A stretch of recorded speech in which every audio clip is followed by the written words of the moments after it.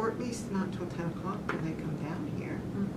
Like, I'm sure if they're reviewing them at all, because I took them over at like 5 minutes of 5 on a Friday, so they haven't seen them, you know. Yeah.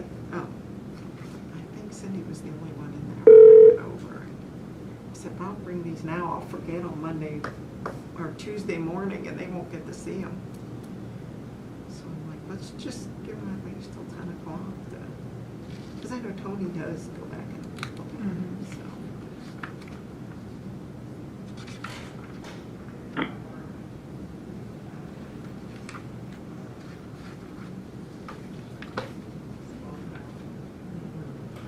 What did they start having just this year?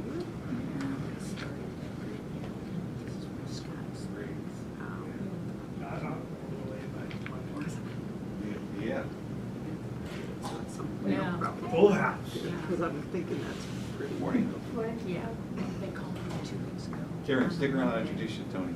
Okay. Afternoon, said we might need to do the one tomorrow. I went, Yeah. Somebody put that down. no. Huh? Somebody put that down. Do you Or know they what forgot. Or, I don't know. Do it. That's an honor trophy between the two counties. Yeah. It's beautiful. Yeah. Whoever shoots the most bear. Maybe I'll wake it up. Clinton County. What do you think? Clinton County, like Are they that. trying Oh, I didn't know Yeah, that. yeah. Are they trying to say you're a bear? Good morning, Jason Yorks. Good I morning, wondered about Jason. that too. I was gonna ask, but I didn't know if Eileen knew. Good morning, Nikki Gutschall. Till I saw it the other week and thought, Good Yeah, morning. it's a Where that's trophy from. between Clinton County and Lycoming County for the Bears. it's cool. Yeah. Might fall over. Yeah, you don't want to break it. Commissioner who broke the bear. This is good. Good meeting.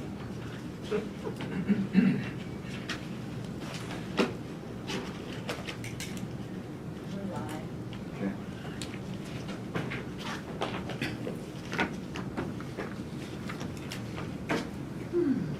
Everybody? Yeah, everybody's on. Okay. Who's on the line? The solicitor, Jason Yorks, Nikki. Good to go? Yes. Okay. Morning, everyone. We ask you to please rise for the opening prayer and pledge allegiance. Eternal Father, we thank you for granting us another day of life. We are thankful we live in a land with many freedoms. We ask you of your infinite wisdom to guide our meeting this morning. May our decisions please you and are helpful to our citizens. Father, we're all equal in your eyes. May we cling to you when our differences threaten to divide us. We ask that you protect our great land from those who want to create and spread hate, destruction, and lawlessness. Father, your word is perfect and final. May we always seek what you desire for us. These things we humbly pray in your name. Amen. Allegiance to the flag of the United States of America and to the republic for which it stands, one nation, under God, indivisible, with liberty and justice for all.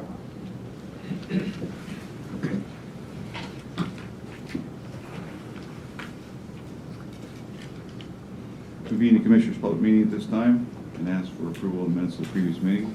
I'll move to approve. I'll second. All in favor, say aye. Aye. Aye, so carried. Public comment on agenda items only at this time. Hearing none, we'll move on.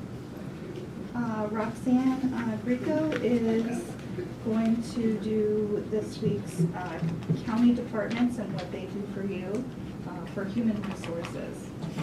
Good morning, Commissioners. Morning. The County Human Resource Office is located on the second floor of Executive Plaza, right next to the Commissioner's office. The office is staffed with a director, myself, Lauren Bauer, who is our Deputy Director, Karen Stopper, our Benefits and Claims Specialist, and Jill Livermore, who is our Secretary Clerk 4. The county workforce is comprised of 537 full-time positions, 101 part-time positions, and 10 elected officials. The Human Resources Office supports all employees, elected officials, and department heads and retirees. Key functions of our department include recruitment, employment, benefit administration for employees and retirees, maintaining job descriptions and compensation classifications, affirmative action, confidential information, records management, employee relations, labor relations, managing our workers' compensation program, liability and claims processing, managing and proposing recommendations to the Board of Commissioners regarding county policies and procedures, ensuring compliance in employment practices in regard to federal and state labor laws, working with county leadership in the administration of disciplinary actions, and training and development. Employment opportunities vary widely and cover over 30 departments in the courts. Lycoming County offers many exciting and challenging opportunities to learn and grow in a career while making a difference in the lives of Lycoming County residents. Each county department meets a unique need in the community and provides an opportunity for both professional growth and personal satisfaction. Lycoming County utilizes the Pennsylvania Career Link Center to process our applications. We recently created a special site on the county webpage, www.lyco.org, for interested candidates to view all employment opportunities currently open in the county. This site lists all open positions with posting materials for individuals to review.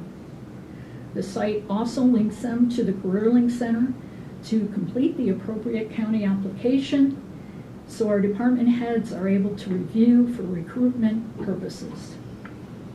Currently, the county has about 25 positions listed on our webpage, and some of those positions are ongoing at the prison, at DPS. Finally, employees are our most valuable resource. It's our employees' knowledge, skills, and abilities that drive the county's success in serving the public. Thank you very much. Are those 25 all full-time positions? Full-time and part-time. Full-time and part-time? And it specifies on the posting. Wow, that's a lot of open positions. It is. Is that, in your career, is that probably the most you've ever seen? That's the most. Yeah. And in looking at counties throughout the Commonwealth, it's a common thing right now. They have many open positions. So we encourage all of the public to, if you're looking for a job or if you're looking to change a job, to go to the county website. Right. And there's a lot of different things that they can do. And once they get here, they can even look at other possibilities, right? That's true. Yeah. And these are good jobs, career-type jobs with benefits, and many of the employees stay for many, many years. So one of the challenges we have is that unfortunately a lot of young people, when they look at a job, don't necessarily look at what the pension is, because they might be 27 years old and that's not in the top of their thoughts. But it's certainly something that they should think about and talk to their parents about, talk to older people who may be thinking about that. I think in recruiting, it's not something that's at the top of their list. But after they've been here 5 years and they're vested, it's a very important part of their, package. So They explain can- what that word vested means for those in the public who may not understand. Once they have 5 years of service with the county, they're vested in the retirement plan. Prior to that, if they were to leave the county, they would take the money that they had put into their retirement plan. Right, so vested means they're eligible to withdraw benefits when they've been here at a certain amount of time and a Right, certain at age. retirement age. But even if they work here 10 years, if you work here 10 years and you move to California, when you hit retirement age, you will be eligible for that pension. If you leave for any reason after 5 years, you can still vest your pension with us, and then once you become retirement eligible, you can draw off that. Right, or you could take it with you, as you mentioned. Yeah, if they wanted to, either way, yep. That's correct. Okay. And Roxanne, we want to thank you and your staff for all you do. It's a very, very detailed and busy office. We have a very small staff. Small and mighty. Yeah, and we note that you, when the last director left, the staff continued onward with one less position. That is correct. And the taxpayers appreciate that you found a way to do that. And it means that people are working more efficiently, they're working harder, but it's saving money, and we thank you for that. Thank you. Thank you.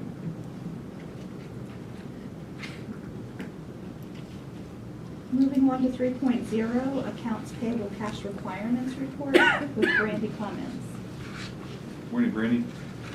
Good morning, Commissioners. I'm here to present the accounts payable cash requirements report for invoices due through July 14th, 2021, to be paid on July 7th, 2021, in the amount of $891,313.58.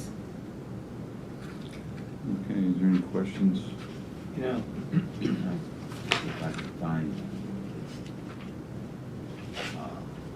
3+1, I didn't see the invoice in the file. Oh, it should be in there. I processed it myself, so I know it went through, but And is that a quarterly fee? yes, every quarter. Every quarter? And this is a company that we use to invest our cash at the county, and they've done a remarkable job. We want to keep an eye on. We want to keep an eye on the service charges. There was another.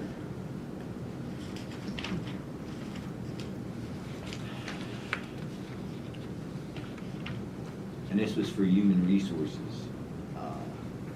Pathogen scanning. I didn't see that invoice either, but what is that? That's the register and recorder, and Register and recorder? that's, yeah, the monthly scanning of the documents over there, I believe. Okay, I thought that title was under human resources. Okay, very good. So he's continuing the scanning? Yeah, I'm not sure how it all works. There's a web host fee they pay every month, and then there's a fee they pay every month, I believe, for scanning of Which one are you looking at? invoices, or scanning Register of and record- documents. Register and recorder, page 4, it's about the 6th item, 7th item down, 6th item down. Yeah. So it said 6,000 R&R monthly service. I know they bill every month, but I'm not sure what all services he gets out of it. At one time, I know the company has changed hands or changed names from what it used to be called, but from dealing with Annabelle when she was here, I got the impression that was they either microfiche or scan or whatever their documents on a regular basis. I think the 6040 is for extension of the free online access for the last 6 months of this year. I could be mistaken. It looks like a lot, right, the 891,000, but half of it is county general, 447, which means the other half is either grants or the landfill. And of the 447, 170,000 of it is the insurance policy, our P Corp general liability. So you're down at that point to about 200 or so, 300,000 that's actually county taxpayer. So it shows how we cycle a lot of money from other sources through our. And then the only other comment I had is, we had a number of veterans that we gave a modest $75 to $175 for burial. Yeah, there was a huge stack this time. Yeah, but I couldn't, I found one, under HS, but I couldn't find the rest, and it's always nice to see them, see where they're come from, how old they were, what branch they served in, and so, make sure that goes into those files so we can read that. Yep, no, they should all be in there. Some would probably be under Ks, Ss, Ms. Grenoble will be under G, but each one, depending on whether it's going to the individual or the funeral home, gets filed in a different place, and they could easily be misfiled under the funeral home instead of the individual, so, yeah, it's possible they were just swapped around. And we noticed the wood environmental, the levy project, that's still, we haven't heard much about that lately, but it's still in the process. And got a lot of work to do there. Yeah. All right. That's all. I'll move to approve. I'll second. All in favor, say aye. Aye. So carried. Thank you. 4.0 TDA actions with Roxanne Grego.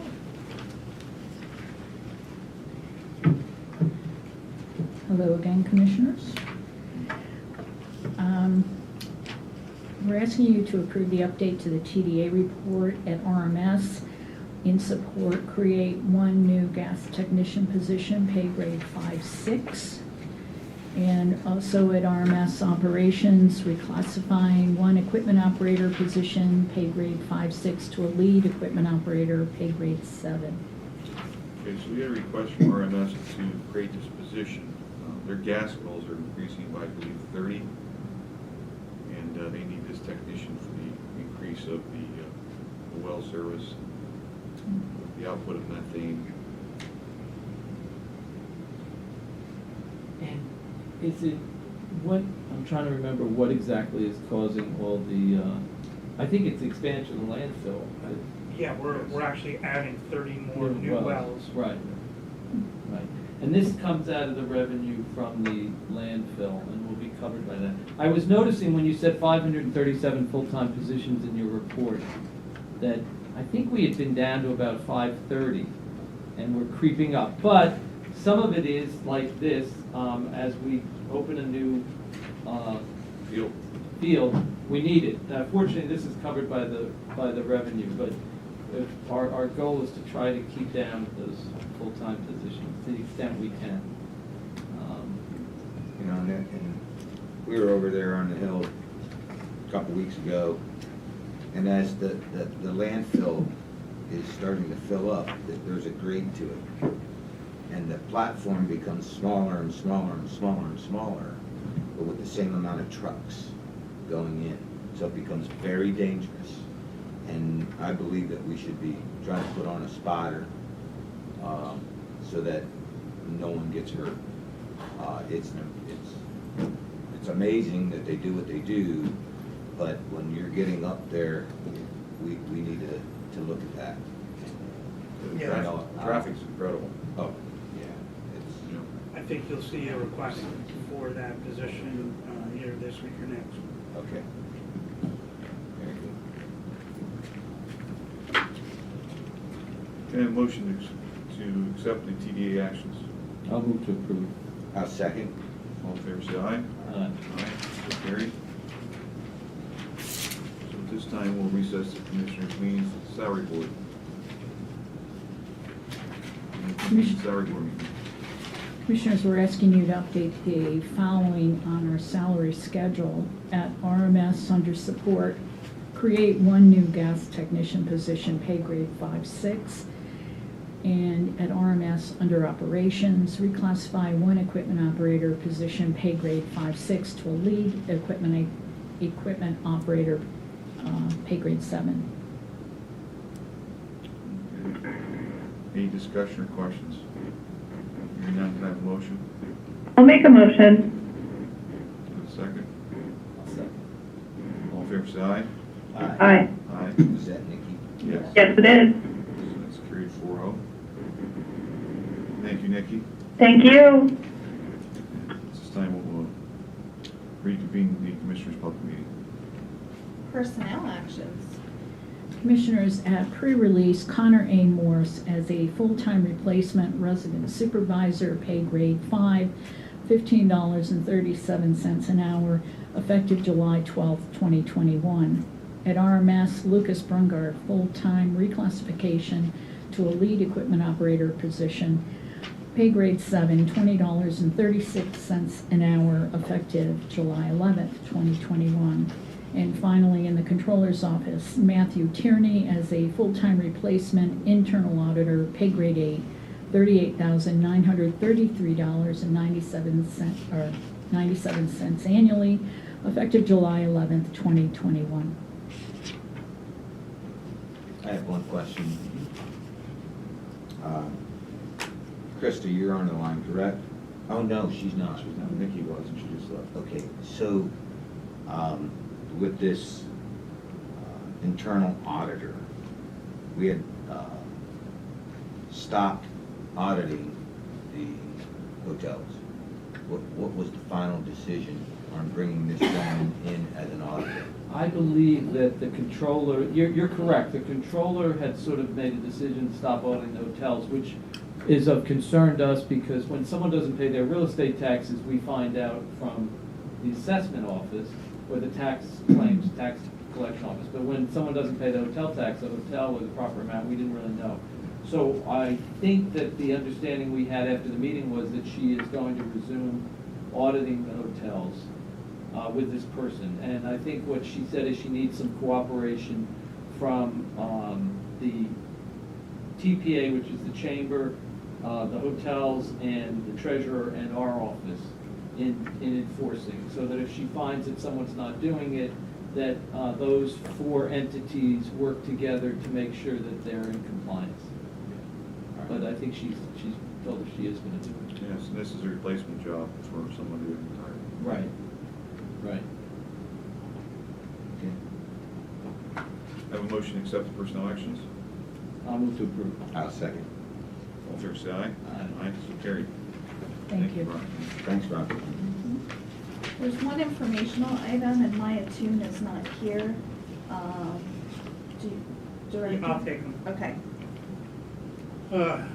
Just for information, the county will be requesting bids for flood mitigation, acquisition, and demolition project. Standard business. Okay, thank you. And moving on to the action items, 8.1, 8.3 is Maya Toon, so Director McDermott's going to present those. Commissioner seeking your approval on the agreement with Hetrick Forensic Consulting LLC, not to exceed $25,000. This is a 2021 budgeted item for the Public Defender's Office. Any questions, comments? Hearing none, can I have a motion? I'll move to approve. I'll second. All in favor, say aye. Aye. Aye, and that is a budgeted item for 2021. Okay, 8.2, seeking your approval for the FY 2020 through 2021 State Food Purchase Program Grant Agreement to the Department of Agriculture. This is a renewal grant application. The actual allocation is to be determined pending budget approval, state budget approval. These funds from the grant go to the food pantries and soup kitchens to distribute foods to low-income families. Okay. A motion? I'll move to approve. I'll second. All in favor, say aye. Aye. Aye, so carried. Thank you. And 8.3, seeking your approval on the resolution 2021-08 for the donation of a mower from RMS. This is a surplus item that's been in the boneyard, if you will, for several years. So rather than sending it out to scrap, we're going to donate it to Loyal Sauk Valley Antique Machinery Association to assist them in their endeavors with their new antique area. And this thing needs quite a bit of work. Okay. If I recall that they're trying to actually start a museum up in Next the step, yes. Trout Run area. Lewis Township area. Lewis Township, which would be very nice, where they'll have a lot of these antique machinery on display in sort of a permanent home. And they'll actually be having their show, moving ahead with their show this year up there, Yeah. which used to be at Sportsman's, will now be held up there this year. So that's good news. And I guess this is 1995 vintage, this is officially an antique. That's scary. 26 years, isn't it? It's like the three of us. Wow. Speak for yourself. Now I'll move to approve. One I'll second. I'll second. All fair side? Aye. So carried. Thank you. Thank you. And Bill just retired. Well, did he retire? He's getting ready to. Yeah, okay. Is Scott online? I was just gonna say, is Scott Kunkel on the line? Beth's on the line for Scott today. He took today off. Okay, so 8.4, Beth? Good morning, Commissioners. This is for Essential Management Solutions. It's actually a 3-year contract, budgeted item. Normally we do 1 year, however, we got a better price by doing 3 years. It's for $57,504 for the 3 years. 2021 is actually $18,504, and then the following 2 years is $19,500 for this contract. It is a budgeted item, and it is covered by PEMA funding. Okay, any questions, comments, motion? I'll move to approve. I'll second. All fair side? Aye. Beth, do you want to just do a quick comment on what this does? Yes, we call this our Watchdog program. It's a company that runs in the background of all of our 911 services.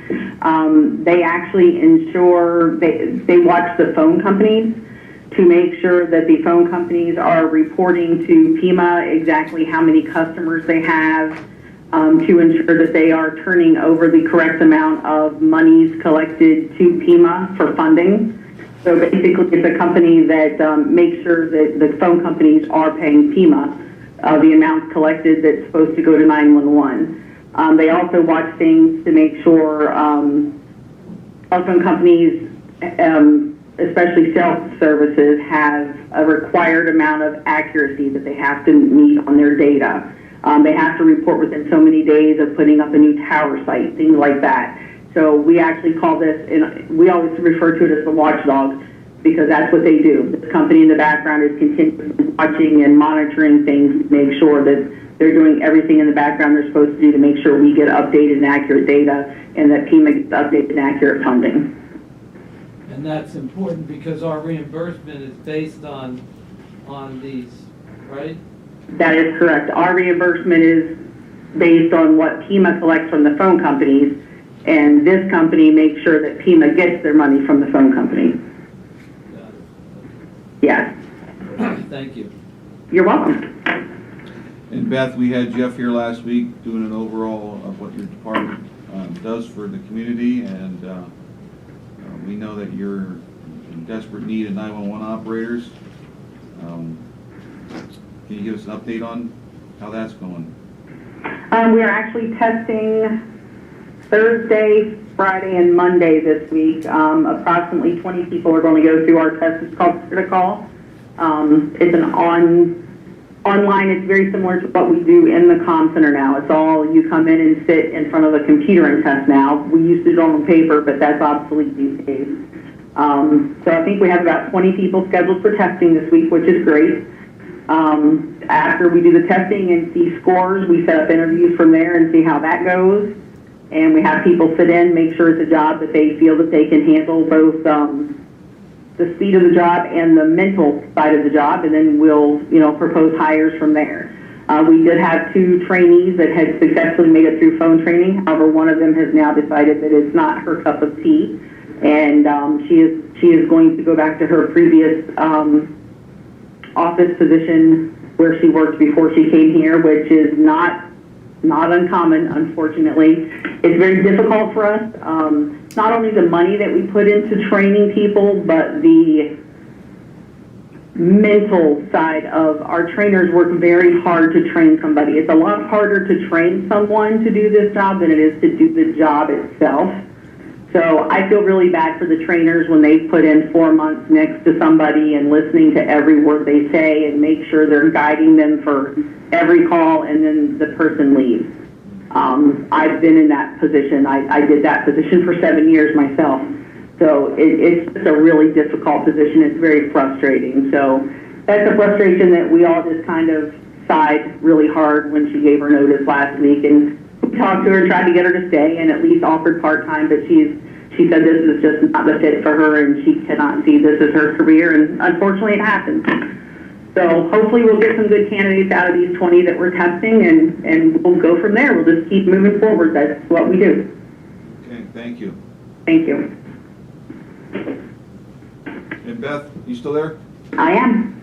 You met with us last week. Can you tell the public what you shared with us about how dedicated your employees are and the unscheduled?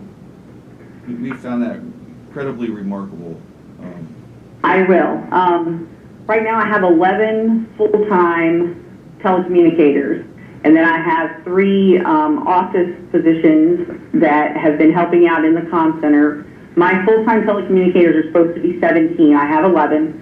And then I have 3 office staff, which is my training coordinator, my CAD coordinator, and my communications specialist, who is my tech guy, who have been helping in the center.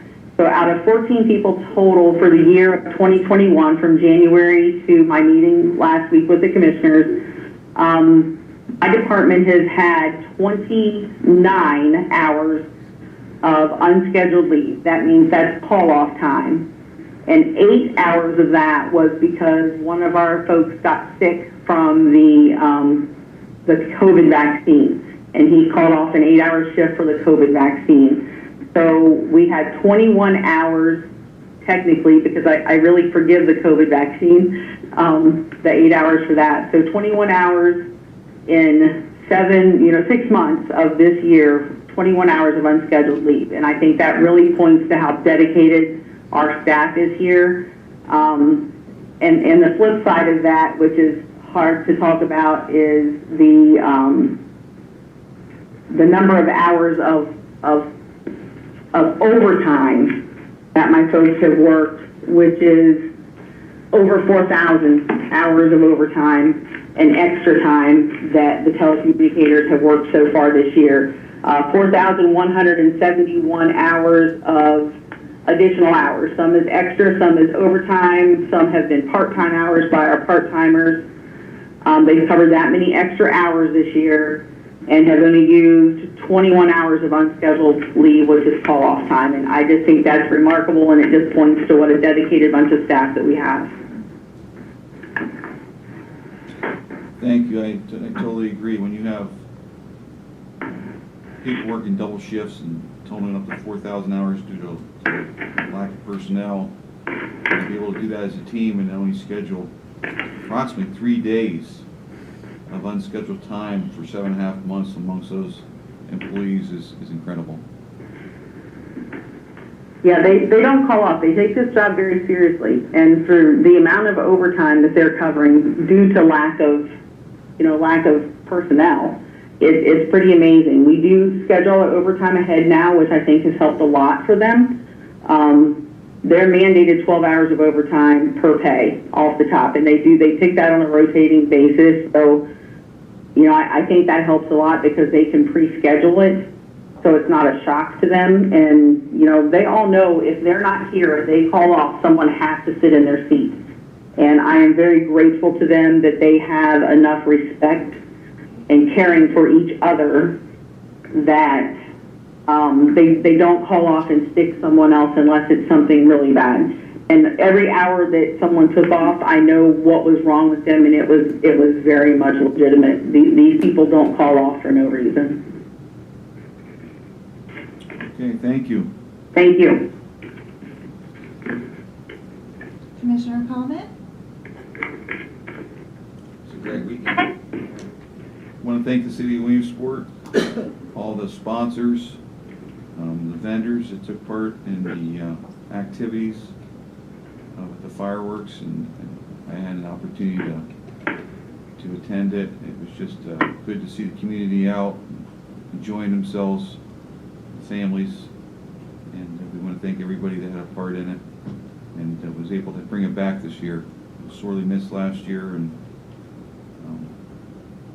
I know that everybody enjoyed themselves that attended. I will make this comment though.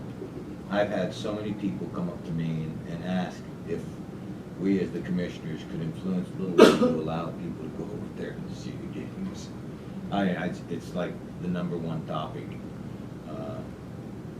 in our community anyway.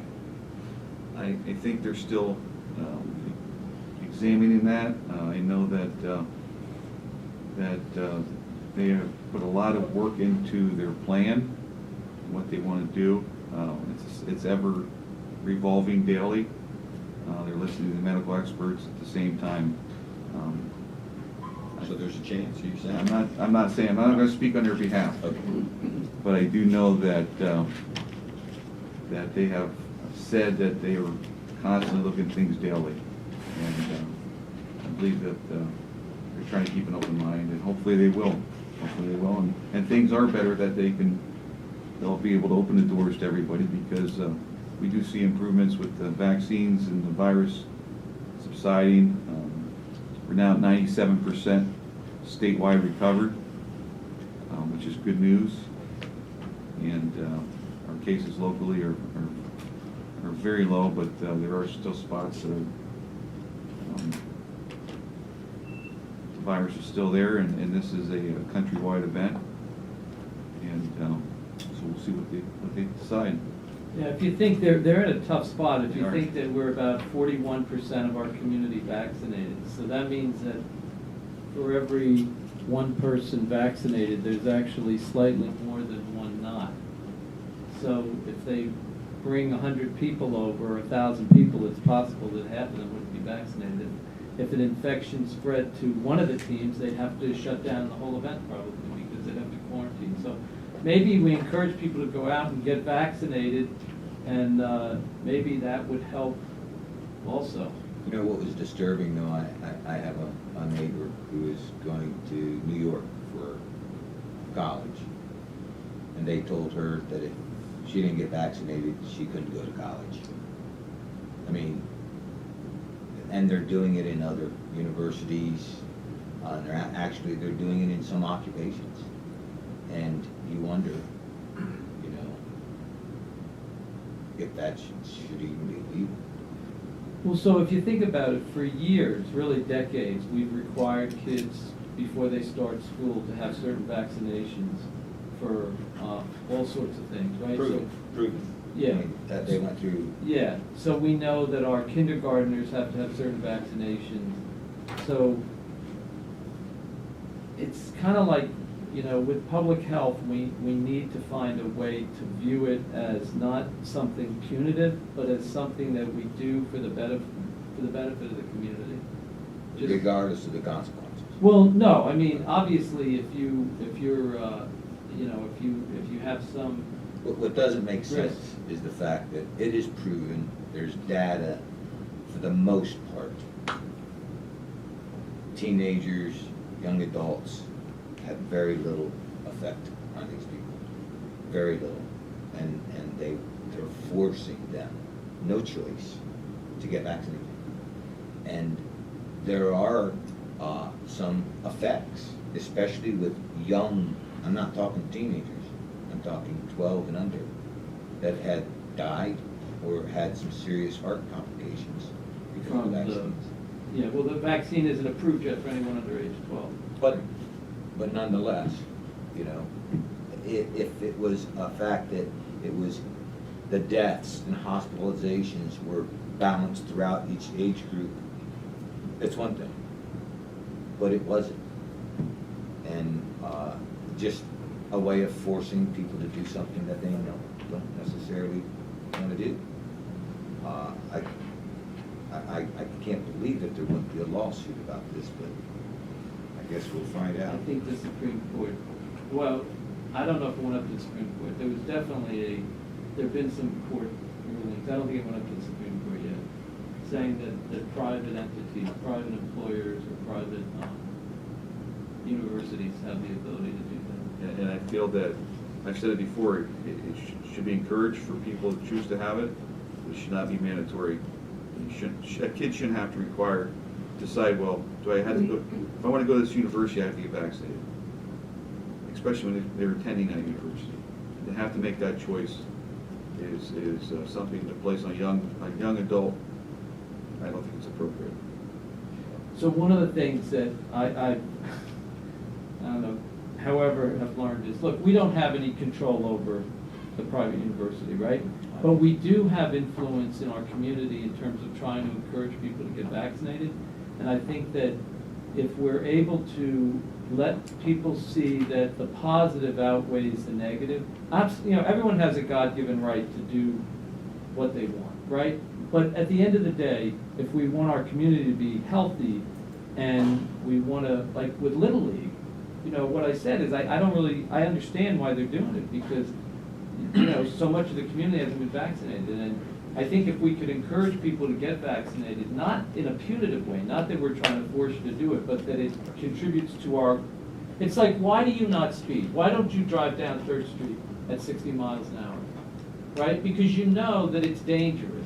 And when you weigh the chances, you could do it. I mean, you can do it. You can get down 3rd Street at 75 miles an hour. But when you weigh the chances of running someone over against the need to do it, you say, hey, I'm not going to do it. And that's what I think we have to try to look at with it. Not that it's punitive, not that we're trying to control people's lives, but that for the betterment of the whole community. And private entities can do as they choose. Right.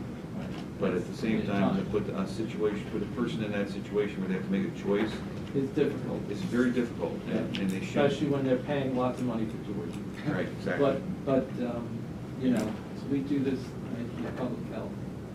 Yeah, we just wanted to fill in some time. Listen, it's very serious. We really do No, want to encourage people. I think the three of us want to encourage people to get vaccinated and not, or at least I do. Encourage people that feel they need to have it. Yeah. Well, I would hope that all of us would look at it as,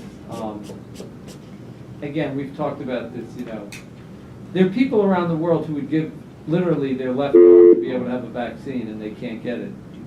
Parts of India and Africa. Yeah.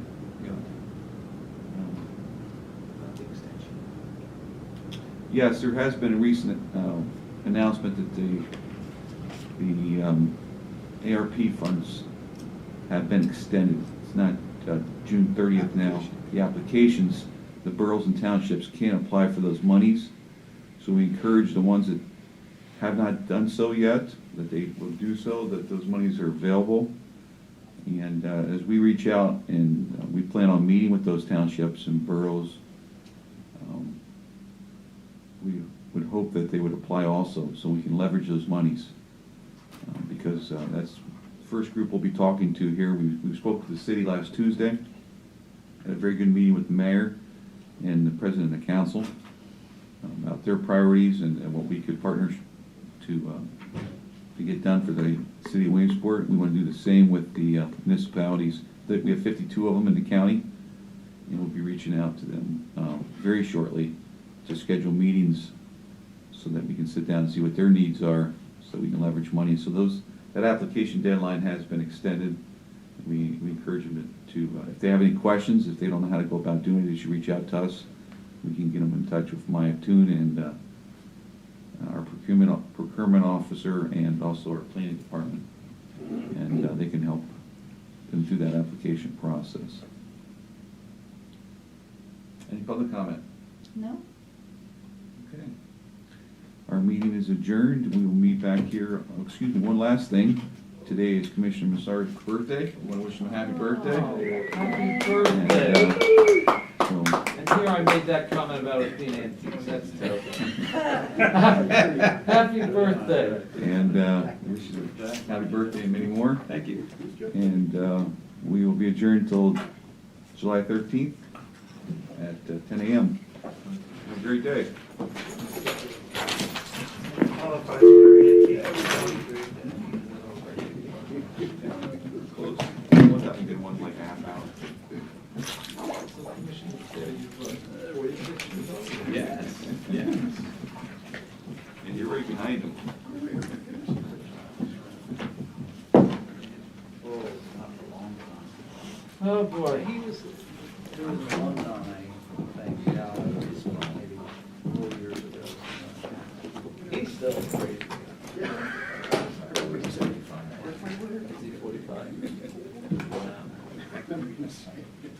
talking to my neighbor yesterday, he was turning 81 in February. You're gonna raise the money? He had had a heart attack, mild heart attack. Yeah. But he's a hard worker. Hey, the only thing, you guys, what's the extension till? What? I thought it was another month. I thought I saw in the article a month, but I could be wrong. This is an application. This is to apply for the fund. Apply for it, just to apply. You think it's a month? We're not sure. Look at the check. Hold on. You gotta look it up for you. Yeah. So, what was the third?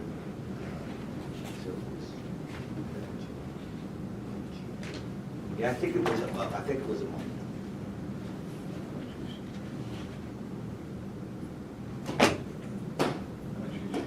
Oh, Happy birthday. thank you. We might still be. This is here, so. How are you doing? Nice to see you. I've actually met you before, but it's Yes. been a while. So, I hear you. Yes, I know. It's a- July 29th. Okay, thank you very much. Yep. It's,